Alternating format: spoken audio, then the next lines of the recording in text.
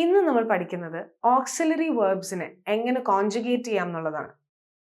ഒരു ആക്ഷനെ ഡിസ്ക്രൈബ് ചെയ്യുന്ന മെയിൻ വേർബിനെ ഹെൽപ്പ് ചെയ്യുന്ന വേർബിനെയാണ് നമ്മൾ ഓക്സിലറി വേർബ് എന്ന് പറയുന്നത്.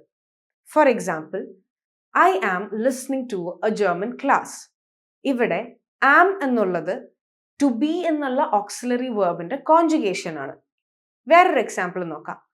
I have attended German classes in the past. ഇവിടെ ടു ഹാവ് എന്നുള്ളത് ഒരു ഓക്സിലറി വേർബാണ് which is supporting to attend എന്നുള്ള മെയിൻ വേർബിനെ. ജർമ്മനിൽ ഓക്സിലറി വേർബിന് ഹിൽഫ്സ് വെർബൻ എന്നാണ് പറയുന്നത്. രണ്ട് തരത്തിലുള്ള ഹിൽഫ്സ് വെർബനാണ് ജർമ്മനിലുള്ളത്, ഹാബനും സൈനും. ആദ്യം നമുക്ക് ഹാബൻ നോക്കാം.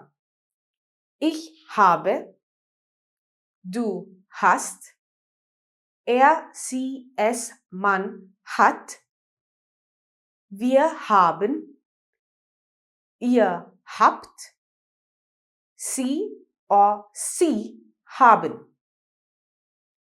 ഇനി നമുക്ക് സൈൻ നോക്കാം.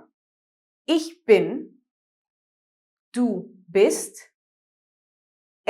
sie es man ist, wir sind, ihr seid, sie sie sind.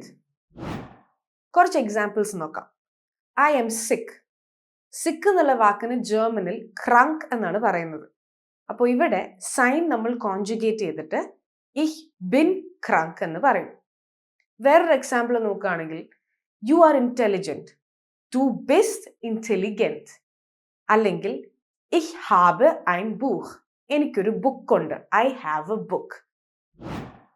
ഹാബനിൽ നിങ്ങൾ ശ്രദ്ധിച്ചിട്ടുണ്ടാവും, ദുവിനും സി എസ് മണ്ണിനും മാത്രമാണ് ഇറഗുലർ ആയിട്ടുള്ള കോൺജുഗേഷൻസ് ഉള്ളത്.